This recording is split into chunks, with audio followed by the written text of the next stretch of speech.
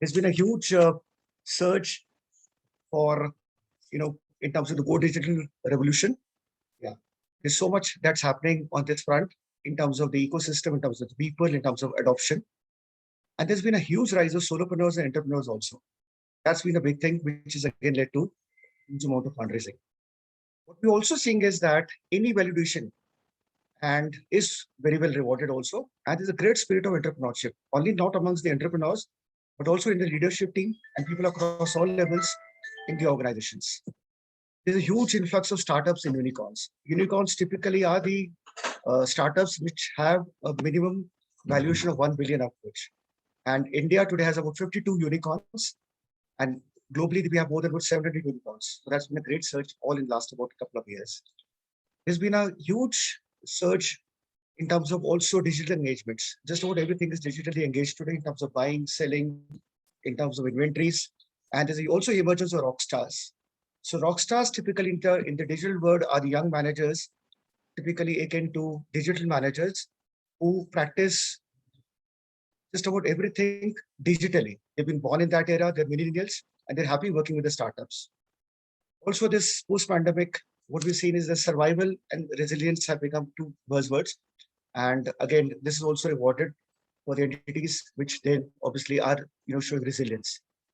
We also understand that the government stimulus has been given last year and as well this year is proving insufficient for the MSMEs, which is why the mortality rates of the existing ones is really going up. But at the same time, the new ones are also coming up big time. There's also this large ticket IPOs which are coming up. Members would recall just a few weeks back, we had the Zomato raising up 1.26 billion. The valuation of today, this organization is more than 70,000 crores. And in no time, Zomato decided to put in 100 million in growth funds. Of course, there's a lot of fundraising happening. And I remember Sukesh sir mentioning in that post that close to 40 billion US is likely to be raised in the year 2021, which has never happened before. Asta? Yes, I reckon Addy is the rock star. Addy, kudos to you. Next slide, please.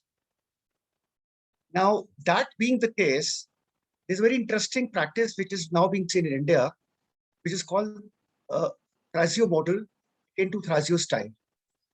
And a lot of companies today, a lot of startups today following this. And that's the base of my sort of nugget today. Now, what is Thrasio? Thrasio is not an individual. Thrasio is an organization born out of US, very young one, just founded in 2018. The current valuation is in the range of 4 billion US. The current revenue being 500 million. And interestingly, the profit is US 100 million. 100 million profit on a 500 million turnover, which is quite amazing. Now, what does it do? Thrasio typically as an organization picks up the hottest brands operating on Amazon FBA. FBA as in fulfilled by Amazon. Today, we all know that if you prefer to buy, if you have to buy, in case we opt for Amazon as a preferred marketplace, we look for the FBA tag. Because that gives you surety, that gives you timely delivery, that gives you a surety on that service also. This company, historically, for the last years, has been picking up the hottest brands which are selling on Amazon US. This company acquires digital first e-commerce marketplace brands as well as the private labels. This is really the model behind this exercise, and that's a what part of it. How does it do it? In fact, the whole purpose is to create value proposition, higher value proposition, optimize such businesses which it requires, and scale it up. Scale up by offering resources that is built inherently. They also raise a lot of funds. They give a lot of tech-based insights. There's a lot of supply chain management augmentation that happens because of the larger economies of scale that they have.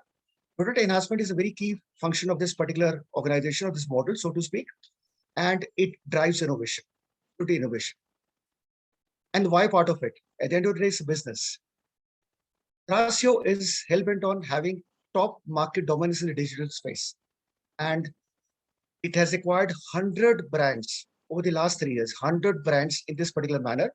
And the end result being, there's been a spike of revenue, ratings, tech-based branding, valuation, market cap for Thrasio itself. And all of this put together turbocharges the business. Now, that is what creates dominance for digital space. And Thrasio, as of today, is among the top 25 sellers on Amazon.com, which is Amazon in US. Next, please. What is happening in the Indian market space? The Indian entrepreneur and the startups have been very smart to accept this in no time.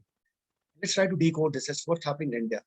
Now, a lot of experts typically come back and say that it is equivalent to what Flipkart was way back in 2008 or Swiggy in 2015. And we're just seeing a precursor of that. And what it really means is that as of today, angel investors and VCRs are investing relentlessly. Interestingly, they're looking at a certain niche, and the niche being the direction. And the ones that I've highlighted, the startups which are following this model typically, as you've seen, are in fashion, lifestyle, beauty, sports, and kitchenware. And the focus happens to be the D2C organizations, direct to customers, digital native brands. So D2C is going to be a huge phenomenon in the country. And what we understand is that it's going to be a 200 billion market in about 5 years' time. Idea being that it saves the cost that goes into the interface in terms of retailers and distributors directly reach out to the customer, and you control a lot of experiences. And digital native brand and D2C put together gives us a very, very solid proposition to these startups, entrepreneurs, or to these organizations which are following the Thrasio model. Now, at the end of the day, any business proposition needs to have a very strong promise statement. Otherwise, it's not worthwhile. The first promise statement is that they definitely nurture innovation. And the second very important support system is that to these entities that they acquire over a period of time, they support them with funds, insights, effective product development, and the best industry practices. And how does that happen is because these entities who are following the Thrasio model typically are led by people who have a lot of experience in the e-com sector, in the D2C space. They have a lot of experts, and with that huge repository of resources, they then tend to support these organizations, the new brands, so to speak. Next, please. Now look at the scale. Part of the matter is all these organizations put together, we would see them as aggregators, because when it comes to acquiring the brands, they obviously are termed as aggregators. But there's also another fancy word which they've derived for themselves for this particular group of people. They also call themselves house of brands. And if you look at the money that's been raised by them to in turn fund or acquire the the third party smaller brands is huge. BOAT stands for greatest of all times, which has raised 36 million, going upwards to Global Bees, which has recently raised 150 million. 350 million has been raised in recent times. And as I said, the overall market share expected by 2026 is 200 billion. Interestingly, most of the founders of these organizations that you see on the screen have experience of they being the business heads or obviously heading the leadership teams at all the top e-com portals that you see in the country, or likewise business. Asta? Now, all these organizations have a certain set of characteristics which make them very, very unique. First of them being they scale on a fast track. They acquire small, mid-sized D2C brands, private labels in minimal time. That's the kind of acumen that they hold with them now. The other big acumen is that the ability to raise funds and funds very, very fast. And obviously then to pump funds in this smaller organization in terms of acquiring them, by way of acquiring them. They have attained this acumen. They have all the expertise of, they being classified as, the top-notch icons in the digital marketing space. They have sector category expertise, exceedingly strong network. And the product development and sourcing is also very fine. For example, if somebody's has expertise in apparel and fashion, and they go hunting market, to acquire brands in the fashion space, they would exactly be in a position to render their resource bank of, the vendors and the production units, which is why they are able to have economies of scale and help all these acquisitions in no time. Also, they're founder friendly. They are very friendly when it comes to quoting this new set of brands. And in terms of, they deriving the business sense, they know when to stay put, for how long to stay put, and when to exit, and then come back and again raise newer businesses also. Asta? Now, like any business engagement, there have to be gains and there have to be losses, there have to be pluses and the minuses. Let me talk of the pluses.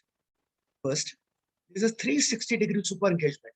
Because of the understanding of the ecosystem on Thrasio, and the way they built up their resource bank, they ensure that every element in that ecosystem is very well galvanized. All the stakeholders put together. Their ability to raise funds and funds quickly and galvanize the economy, especially these current times, is huge. And I think they're doing a human services to the society and to the economy by obviously galvanizing the economy full time, big time, right from the employment to, of course, usage of resources and generating resources. It's also very effective medium to raise the bar prior to IPOs. Some of the bigger ones that you see today have sort of adopted this mode. And also another big happening is going to be happening in this country. Paytm, for that matter, today is going to be up now to raise a funding of 2.2 billion through an IPO route, and the current market valuation 16 billion. But when it comes to this sector, the fashion sector, in the Thrasio model, you will see some of these entities also getting into IPO at some point of time. They propel innovation, entrepreneurship, and domain expertise no ends. And that's again the great plus plus. Given the fact that we're today living in a digital economy also, which means that the usage of AI, blockchain, AR is going to be on huge high. But then there are obviously certain pitfalls as well. Unlike West in China, digital adoption is far less in India. Not to downsize it, it's really going up. But at this point of time, the difference is quite vast. There are far lesser brand propositions. For example, in US, you have lakhs and lakhs of brand. When it comes to India, about 10 to 15,000 brands. Now, what it really does is that if these companies which I've mentioned, they end up quoting the same set of promising companies, there is a likelihood that they end up buying these companies at a higher rate, which may make the entire proposition a little less sort of prospective for these bigger companies which are operating in the Thrasio model. There's a wheel of secrecy also. You would never get to know that who are these companies talking to, and well, that's the way the business happens. And none of these companies typically have really come back and said which are the companies that they're going to, which are the brands they're going to be acquiring. It's all under the wraps at this point of time. So D2C brand activations per se on paper are yet to become a reality. Also, Sankalp would have validated this more than me. Investing equity instead of debt to buy out brands is less lucrative. So one of the companies which I mentioned, which has raised 50 million, which is Mensa Brands, went on to raise 30 million out of debt. But if one was to use equity instead of debt to buy these smaller brands, then you end up diluting over an equity that may not be so lucrative. Also, the other pitfall could be just to have the scale right. They may be compelled to buy offline brands for sustenance, and if that happens, well, that's also a possibility. But minded, they typically were formulated or formed or raised to manage and acquire D2C brands. The moment they try to do this, they're going against the basic norms of the Thrasio. But that's how it is. What really can be seen is that this kind of setup is going to stay here, and you'll have more and more companies coming and creating success stories. Thank you so much.